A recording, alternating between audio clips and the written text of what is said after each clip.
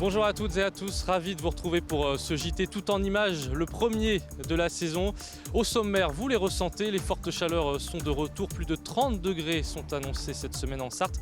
Alors comment faire face à ces températures caniculaires? Au Mans, vous allez le voir, chacun a sa manière de se rafraîchir. 2 jours après l'incendie qui a détruit une partie d'un immeuble rue Paul Courboulet, les habitants ont pu rejoindre leur logement, mais beaucoup sont encore sous le choc, vous allez le voir. Et puis enfin, en cette fin d'été, nous vous proposerons aussi nos sorties d'été pour profiter de ces beaux jours de soleil. Avec 31 degrés à l'ombre, tous les moyens sont bons pour se rafraîchir.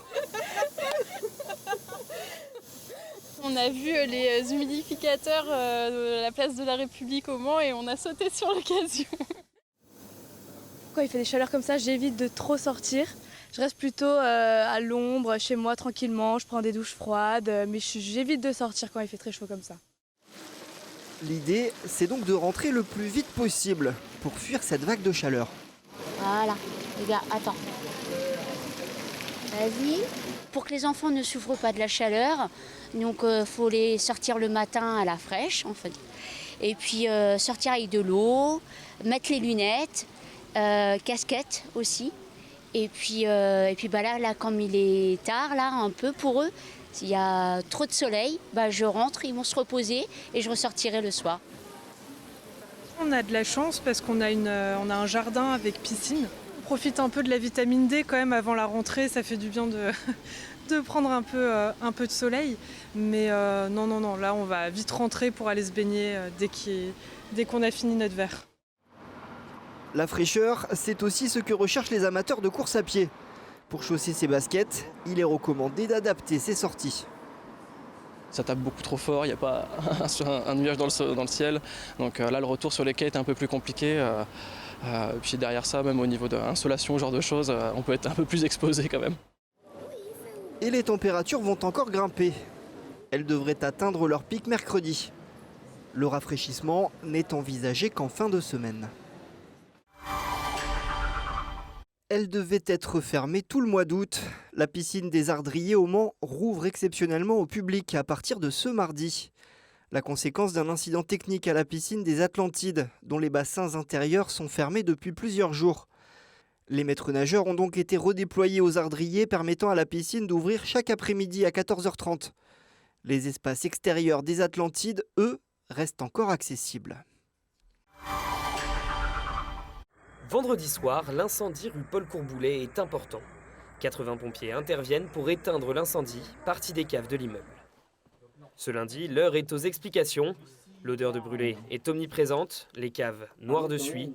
Des professionnels viennent constater les dégâts et comprendre l'origine du départ de feu. Je pense qu'effectivement c'est là. Je pense que c'est là où le feu prend. Il y a tout le papier qui est cramé. Et on sait très bien que le papier ça brûle très mal. L'origine probablement criminelle selon les experts. Les appartements sont moins touchés. Les locataires ont eu l'autorisation de retourner à leur domicile dès samedi. Selon Sarthe Habitat, près de la moitié des personnes ont regagné leur appartement. Pour d'autres, c'est plus compliqué. On a eu accès à notre logement et c'est un sentiment de qu'est-ce qu'on va faire quand on ne peut pas rester là. Donc moi je me suis retrouvé avec ma maman à 20h, pas d'hôtel, rien de prévu. On avait vraiment prévu de réintégrer le logement parce que pour nous les fumées avaient rien fait dedans. Et en fait on se retrouve complètement démunis, quoi. On sait qu'on ne peut pas rester là, donc il faut trouver d'autres solutions. A priori il y avait eu des choses de mises en place, mais on l'a su qu'aujourd'hui. Pour l'instant, aucune victime humaine n'est à déplorer, mais un homme de 82 ans est encore entre la vie et la mort à Angers, tandis que plusieurs personnes constatent des problèmes respiratoires, notamment dans les derniers étages de l'immeuble. On ne sait pas ce que notre beau-père va devenir, donc je pense que c'est lui notre priorité. Et après, nous, on fait en sorte que le logement soit propre, on a appelé les assurances et tout. Maintenant, on verra la suite, quoi. Une partie des habitants déplore le manque de communication de Sarthe Habitat, bailleur social de l'immeuble. Une réunion publique va être organisée ce mardi. On a à cœur en tous les cas d'être présent pour nos locataires, d'être tout simplement un soutien, un accompagnement et qui puissent effectivement compter sur nous, ça ils le savent, pour les accompagner dans le retour à la normalité au sein de leur logement en toute sécurité. Un retour à la normale qui pourrait prendre du temps. Le nettoyage et la décontamination de l'immeuble devraient débuter ce mardi. Le montant total des dégâts est estimé aux alentours des 80 000 €. L'info a repris sur LMTV et l'été continue aussi. Vous êtes peut-être même dans vos derniers jours de congé. Alors on vous a sélectionné les meilleures sorties culturelles à faire cette semaine entre concerts, théâtre et visites. Vous allez voir qu'il y a encore beaucoup de choses à faire pour cette dernière semaine de vacances en Sarthe. Regardez. Direction d'abord Sablé-sur-Sarthe pour l'incontournable festival baroque. Ouverture ce mercredi 23 août. 11 concerts et spectacles sont programmés dans différents lieux. Et que vous soyez amateur ou connaisseur, vous y trouverez forcément votre compte. Coup d'éclat dès le grand concert d'ouverture avec l'orchestre de l'Opéra Royal de Versailles. C'est ce mercredi 23 août à 20h30, salle Joël Le Teul. Et si vous profitiez aussi d'une petite sieste au beau milieu de l'abbaye de l'Épau, c'est le principe des siestes teriyaki. L'événement regroupe concerts, expérimentations sonores et expositions visuelles. C'est du vendredi 25 au dimanche 27 août. L'entrée est gratuite. À la Flèche, c'est un monument qui s'ouvre à vous cette fois, le théâtre de la Halle au Blé.